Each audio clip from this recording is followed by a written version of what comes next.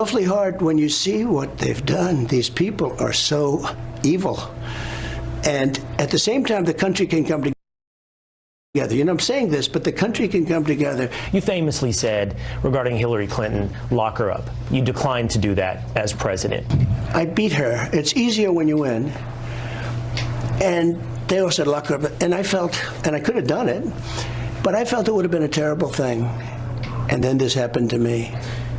And so I may feel differently about it. I can't tell you, I'm not sure I can answer the question. Hillary Clinton, I didn't say lock her up, but the people would all say lock her up, lock her up. Okay, then we won. And I said pretty openly, I say, all right, come on, just relax, let's go. We gotta make our country great. Every time I mention her, everyone screams lock her up, lock her up, lock her up. They keep screaming. And you know what I do? I've been nice. But after watching that performance last night, such lies, I don't have to be so nice anymore.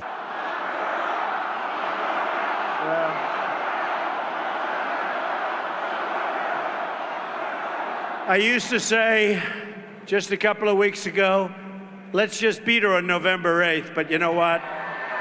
You have a point. Crooked Hillary Clinton, oh, she's crooked, folks. She's crooked as a $3 bill. Okay, here's one. Just came out. Lock her up is right.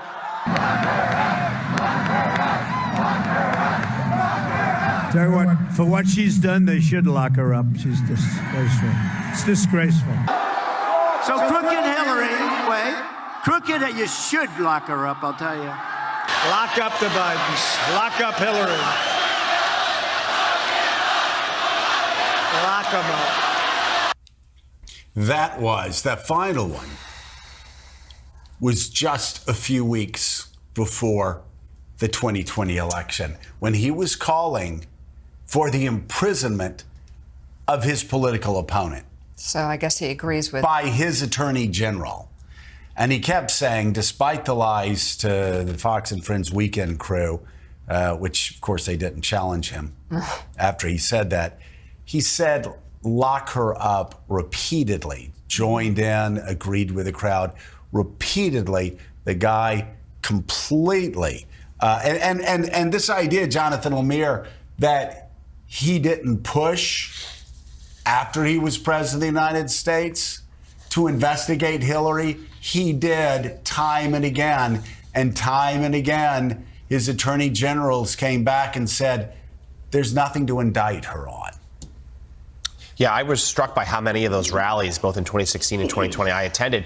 And this was one of the signature pieces of his act, was the lock her up chants from the crowd that he would egg on and eventually would say he agreed with. And as president, we're no longer a candidate, as president, with the power of the government behind him, he absolutely asked Attorney General Jeff Sessions and later Bill Barr if there were means to prosecute the Clintons, and the answer was no. And then, as you just mentioned, there in the fall of 2020, we could see the polls and see that he was losing to Joe Biden. He pushed Bill Barr to investigate the Bidens as well. That, of course, did not come to pass, but there was one of the reasons why and he said lock him up. He said the Bidens should be locked up. And he said that 2 weeks before the election. I mean, you talk about something straight out of Russia. There's a reason he admires Putin. There's a reason he admires Orban. There's a reason he's in love with Kim Jong-un. He and President Xi, why he says President Xi is so brilliant, he loves that they have the power of authoritarians, and that's what he wants, and that's what he's promising his voters they'll get if they vote for him. Yeah, in that same interview over the weekend, he said that they would go after, if he were to win again, his Department of Justice would go after his political foes. He thinks that would be fair play because of this case in Manhattan, which, of course, we know Joe Biden, President Biden, had nothing to do with. And if there's any better evidence of President Biden not being involved with the intricacies of the DOJ, it's that his son, Hunter Biden, his beloved son, Hunter Biden, his own trial starts in just a few hours in Delaware. So joining the conversation, we have the president of the National Action Network and host of MSNBC's Politics Nation, Reverend Al Sharpton, and NBC News and MSNBC political analyst, former U.S. Senator Claire McCaskill. She and Jen Palmieri, co-hosts of the MSNBC podcast, How to Win 2024. Good to have you. So Senator Claire McCaskill. Former prosecutor.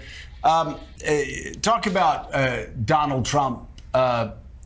His lies over the weekend, saying he never called for Hillary Clinton to be locked up, and how the guy who actually promoted the politicalization of the Justice Department the most is the one now lying, claiming that it was Joe Biden who started this investigation in 2018 before he was even the Democratic nominee, and was somehow responsible for a New York grand jury and a New York jury of 12 finding Donald Trump unanimously guilty on 34 counts of felonies.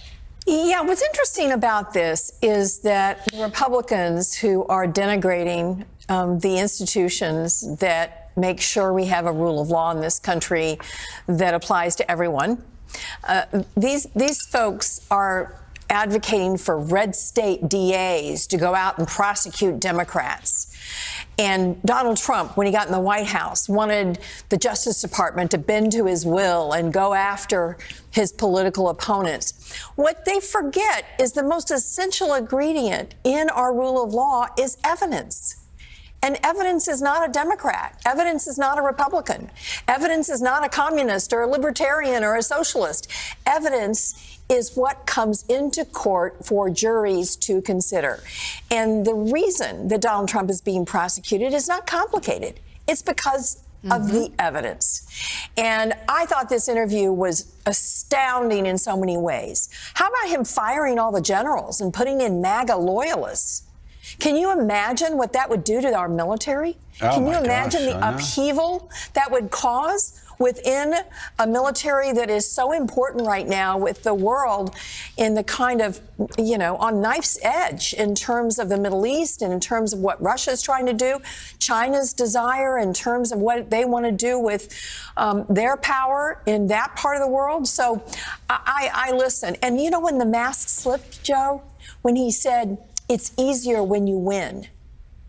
That phrase was really interesting to me because it for a moment there, he was acknowledging that he ran once and didn't win. Yeah. Rev, the thing that, of course, his voters should know about Donald Trump, but they won't. But the thing that everybody else needs to understand, those swing voters who are going to decide who is the next president of the United States, is this is a guy that does not respect American democracy unless elections turn out in his favor. And he doesn't respect the rule of law, which actually I think is the bedrock of our constitutional republic. He doesn't respect the rule of law unless it gets to the outcome that serves him the best. And this weekend on Politics Nation, you actually interviewed someone who can tell that story as well as anybody, and it is very personal to him because Donald Trump was calling for this man's execution even after we all knew he was innocent. Donald Trump, who never took a public position on any race case in New York, and I'm talking about killings in Howard Beach, killings in Bensonhurst. I mean, people killed because of the color of their skin. But when 5 young black and brown young men, teenagers, were arrested and charged with raping and beating a white woman in Central Park, and some of us stood up and said, wait a minute, these people's families are saying they didn't do it, they weren't there, it doesn't make sense. They were convicted. Donald Trump, who never took a position on anything else, took out full-page ads, actually spent money. He's notorious for not paying bills, spent money in 5 newspapers and called for them to be given the death penalty. And after DNA evidence proved that none of the 5 were there, he still refused to back down.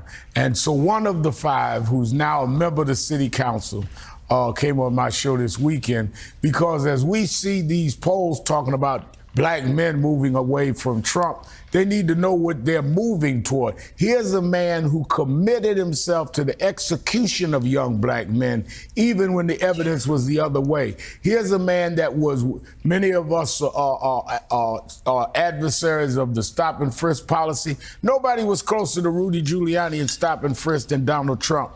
So young black men are looking at someone who has never regarded the letter of law for anybody, not just blacks, but specifically for blacks when he raised it.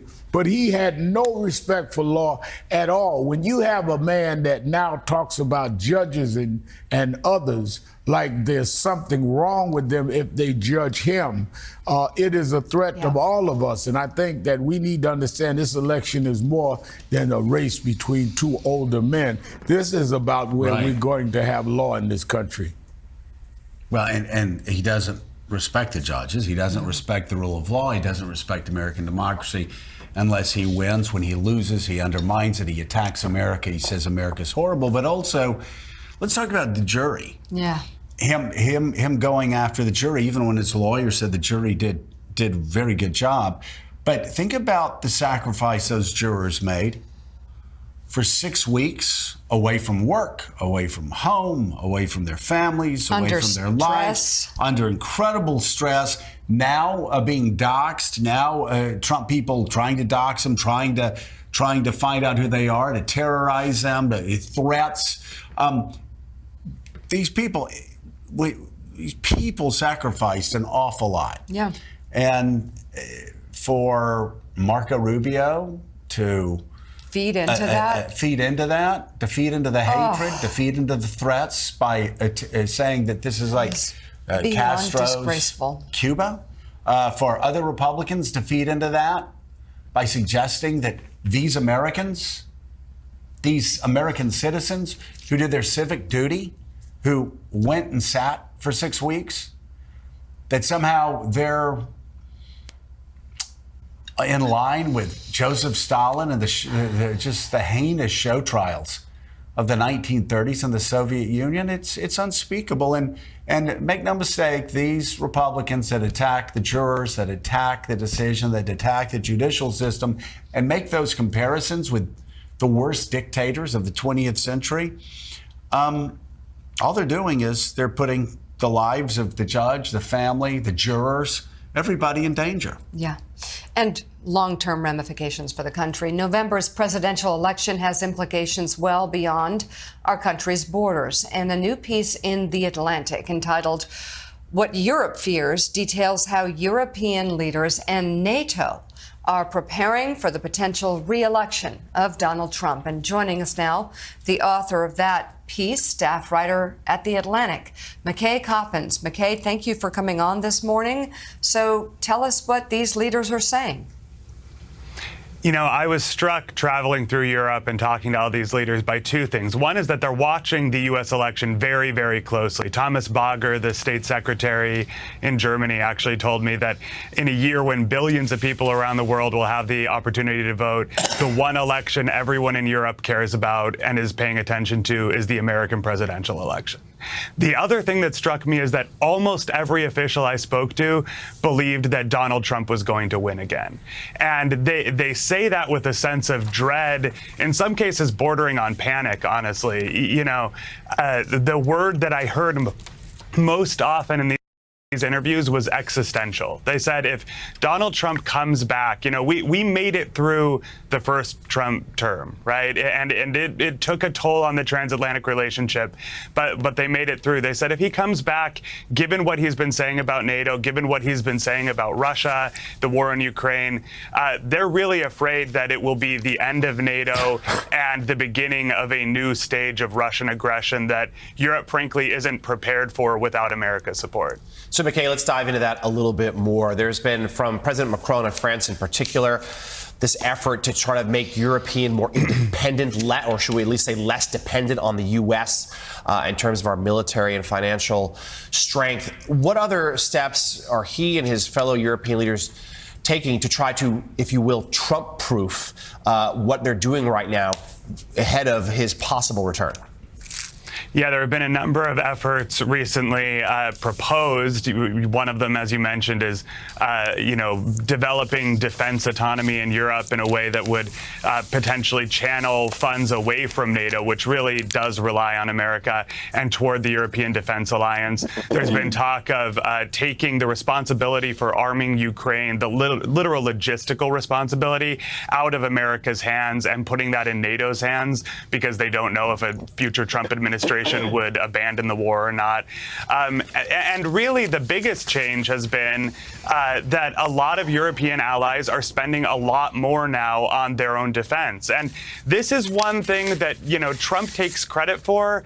And I have to say, a lot of the European officials I spoke to actually grudgingly gave him some credit for. They said, Trump, by kind of being so vociferous about this issue that European allies aren't spending enough on defense, has sort of bullied a lot of these countries into spending more, but it's come at a cost. And that cost is that these European countries, while they are now spending more on collective defense, contributing more to NATO, also don't trust America as a long-term ally the way that they have for the last 75 years. And when America becomes an unpredictable power or a transactional power, that changes the entire global order in ways that I don't think we can predict right now. Sure does. Well, and we heard back in, I think it was 2018, 2019, Angela Merkel, the Chancellor of Germany, saying we can no longer depend on the United States, basically with Trump, because he's so erratic.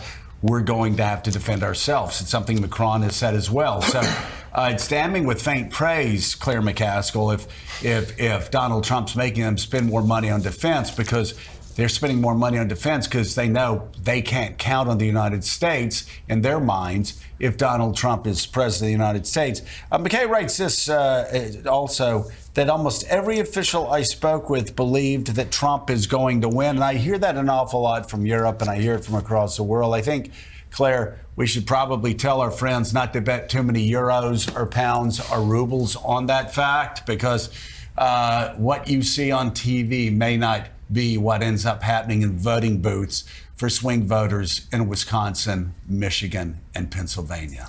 Yeah, those three states particularly, where really Biden has never been more than a point or two behind, and in many polls has been ahead in those three states. And those three states are incredibly important. McKay, I wanted to ask you about what's going on in Europe domestically in terms of their politics.